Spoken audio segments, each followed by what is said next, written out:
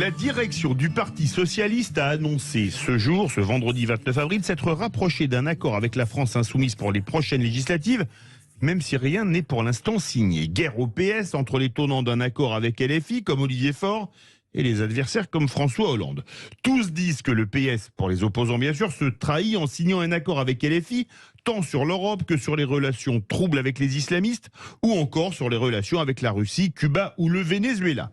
Bref, cet accord pose vraiment question, au point que, vu le tollé provoqué, Olivier Faure a suspendu en milieu d'après-midi, en milieu de journée, les négociations, vu la montée au créneau de grands élus PS et les départs déjà actés de Paul Melun hier, Laurent Azoulay et Boris Venon aujourd'hui. D'où notre grand débat. En signant un accord avec LFI, le PS se trahirait-il? Et vous êtes 67,1% à dire oui. Avec nous, quelqu'un qu'on connaît bien, une amie de Céline Pina, René Frégosi, philosophe et politologue, auteur de Comment je n'ai pas fait carrière au PS, la social-démocratie empêchée, publié chez Ballant. René Frégosi, bonsoir. Bonsoir. Le PS s'est déjà trahi plusieurs fois, en 83 pour la première fois avec la rigueur, la dernière avec le quinquennat Hollande. Est-ce que ça pourrait être la dernière trahison ? Oui, enfin, vous savez, c'est très compliqué avec le PS, savoir qui trahit qui, parce que en fait, moi je considère que le PS, il a trahi la tradition socialiste depuis très longtemps.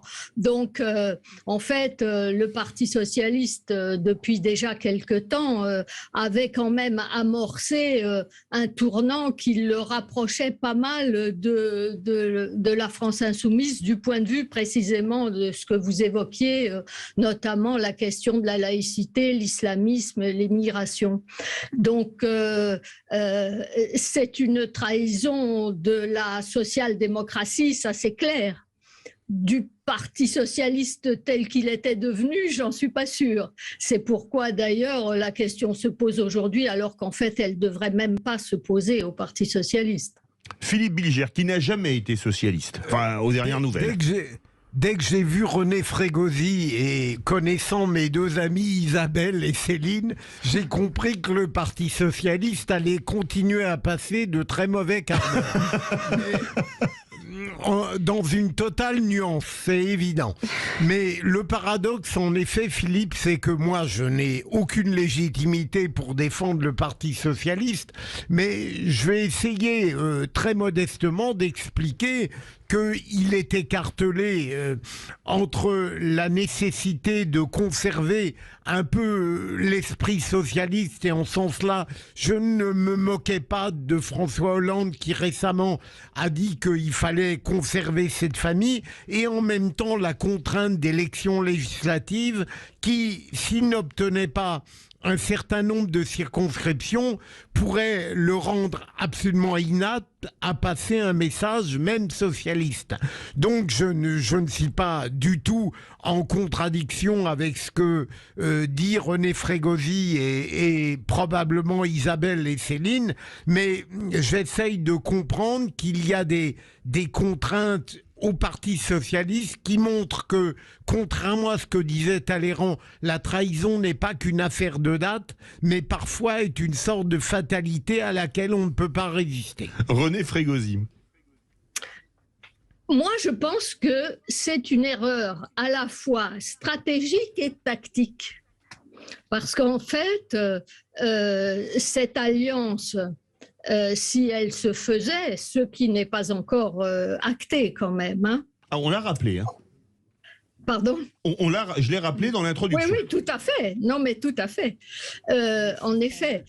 Donc, stratégique parce que, en fait, il y a des désaccords profonds. Parce qu'on dit faire un programme de gouvernement. Un programme de gouvernement, lorsqu'on n'est pas d'accord du tout sur l'analyse de la société, lorsqu'on n'est pas d'accord du tout sur les questions de quelle couche sociale on doit défendre en priorité, sur la question notamment du déclassement des classes moyennes, sur la question de la mobilité sociale, sur la question de la fiscalité des classes moyennes. Il ne s'agit pas de dire qu'il faut faire payer les riches. Donc, je veux dire, il y a des désaccords extrêmement profonds et en plus tactiques parce que le PS va apporterait, il faut parler au conditionnel quand même, mais apporterait à la France insoumise, en fait, le peu des circonscriptions qui lui restent d'une certaine façon. Donc, cette façon de faire, de se soumettre effectivement à la France insoumise est quelque chose de absolument insupportable et complètement absurde d'une certaine façon. Mais vous savez, c'est comme ça avec la religion souvent. Léon Blum appelait ça la religion de l'unité. Il ne faut pas avoir la religion de l'unité. On fait l'unité lorsque stratégiquement et tactiquement, ça vaut le coup de la faire. Or là, je ne crois vraiment pas qu'on est dans cette situation. Céline Pina qui, elle, a été socialiste. Mais en fait, c'est exactement, c'est-à-dire c'est à la fois une trahison, le PS trahit son histoire et tue toute possibilité d'avenir et de reconstruction pour servir des carrières. Le problème, c'est que la logique de poste, oui, bien sûr qu'il faut avoir des députés pour peser et pour exister. Mais si vous n'avez rien à dire au pays, si vos députés ne portent aucun projet commun, vous n'existez pas. Éventuellement, vous agonisez avec un certain panache ou du moins avec encore quelques dotations. Donc, on en est là. La question, c'est vraiment quel choix avait le PS finalement ? Il pouvait prendre sa perte, partir courageusement avec les forces qui lui restaient, parce que ça reste un parti qui, dans le pays, garde malgré tout quelques fortins, disons. Donc, conserver ces fortins-là et à partir de là, reconstruire une gauche républicaine, universaliste, qui avait quelque chose de beau et de grand à dire au monde. Et finalement, investir, on a parlé des besoins existentiels de toute une classe populaire qui a besoin de représentation, qui a besoin de trouver des voix. Et le PS aurait pu être un de ces porte-voix. Ou alors, il y avait le choix du clientélisme et de la dissolution, parce que quand vous arrivez dans un parti, vous imaginez bien la jouissance de Jean-Luc Mélenchon, qui a claqué la porte du PS et qui voit tous ses anciens camarades revenir ventre à terre et la queue entre les jambes en lui disant « s'il vous plaît, adoubez-moi ». Le seul problème, c'est que dans une union, encore faut-il apporter quelque chose dans la dot. Quand vous venez de faire 1,75% et que l'autre a été plutôt autour de 22%, vous imaginez bien que vous arrivez un petit peu à poil, et quand en plus derrière vous n'avez aucun projet fort, aucun regard pour construire l'avenir, aucune vision du monde qui soit partagée, sincèrement la seule chose qui vous reste, c'est les fiefs sur lesquels vous étiez assis, qui sont ce que vous auriez gardé si vous étiez parti tout seul. Donc c'est d'une bêtise assez rare à mon avis, ce choix. René Frégosi, on peut dire que Philippe Bilger avait vu juste sur le mauvais quart d'heure. Oui, non, mais vous savez, c'est d'autant plus un mauvais quart d'heure que, pour une fois, je suis d'accord avec François Hollande. Donc, vraiment, la situation est catastrophique, quoi. Je veux dire. Et donc, non, mais là, il faut voir vraiment les choses en face. D'une part, les deux gauches irréconciliables sont irréconciliables et aujourd'hui ne peuvent pas faire alliance. Ça, c'est une chose. Mais si on se projette dans l'avenir, effectivement, immédiat, en disant oui, il faut une force d'opposition au président Macron qui vient d'être élu, il ne faut pas lui laisser une grosse majorité. OK.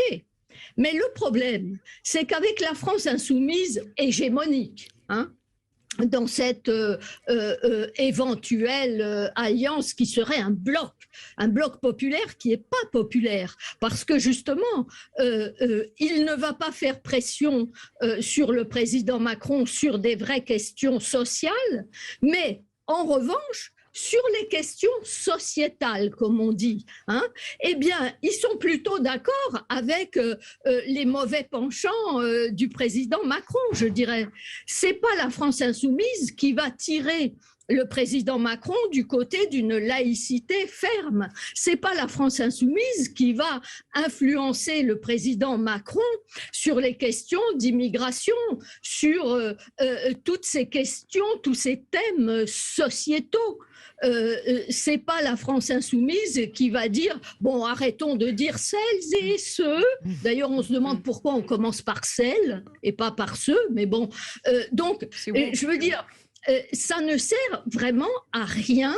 Et pour le Parti socialiste, pour un avenir éventuel, une reconstruction éventuelle du Parti socialiste, je suis désolée, mais je suis encore d'accord évidemment avec Céline Pina, comme d'habitude, là pour le coup. Si un avenir est possible pour une social-démocratie rénovée qui puisse à nouveau défendre à la fois les couches populaires et les classes moyennes, c'est sûrement pas en s'alliant aujourd'hui avec la France insoumise. Je pense qu'il y aurait beaucoup plus de possibilités de trouver des alliances, mais dans le pluralisme. Chacun se présente et ensuite on reporte les voix avec les Verts et avec le PC. Les vraies voix, 18h41, notre grand débat. En signant un accord avec LFI, le PS se trahirait-il? Vous êtes 67% à dire oui. On se retrouve tout de suite sur Sud Radio. Et ce sera Isabelle Marchandier qui interpellera René Frégosi. Retour des vraies voix avec Philippe Bilger, Céline Pina, Isabelle Marchandier. Notre grand débat en signant un accord avec le LR. Le PS se trahirait-il? Isabelle Marchandier. Oui, bien sûr, ça serait une alliance complètement contre nature, parce que comment on peut imaginer qu'une Danielle Obono, donc députée de la France Insoumise, hostile à la loi 2004 sur le port de signes religieux à l'école, qui pour elle était une instrumentalisation de la laïcité pour exclure, comment elle peut s'entendre avec des éléphants qui croient dur comme fer à la laïcité? Enfin, j'espère qu'il y en a encore, parce que le problème, c'est pas tellement... ça serait pas une trahison, parce que le PS finalement il est moribond et il a finalement, on va vers la logique de l'aboutissement de la populophobie qui a été quand même qui a été théorisée par Terra Nova en 2011, et force est de constater que le quinquennat de François Hollande a tué le PS qui est dans un état complètement déplorable. On l'a vu avec une absence totale de leadership, puisque Anne Hidalgo, on sait qu'elle avait même pas fait 1,75. Et alors qu'ils auraient dû investir quand même une Carole Delga qui incarne quand même la gauche réelle, la gauche populaire, qui a une popularité qui est complètement assise. Et donc pour moi, c'est même pas la trahison, c'est que c'est l'aboutissement de cette logique de populophobie qui a été qui a été théorisée par Terra Nova. Donc quand je m'étonnais que, vous êtes d'accord avec François Hollande, mais François Hollande finalement il a une responsabilité, il s'est pas représenté, il aurait peut-être dû se représenter pour peut-être sauver le soldat PS qui était déjà pas en bon état, le soldat PS. René Frégosi. Non, mais absolument. C'est pourquoi je disais, on est dans une situation aberrante, puisque pour une fois, je suis d'accord avec François Hollande, mais sinon, je suis absolument d'accord avec vous. Bien entendu, c'est toute ma thèse.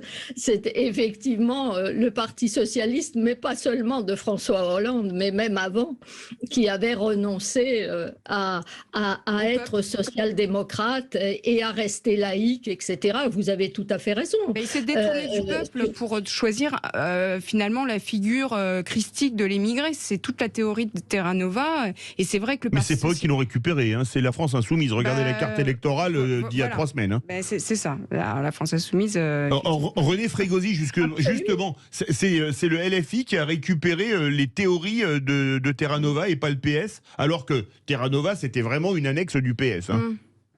Oui, non, mais le PS aussi, bien entendu, est tombé dans ce travers.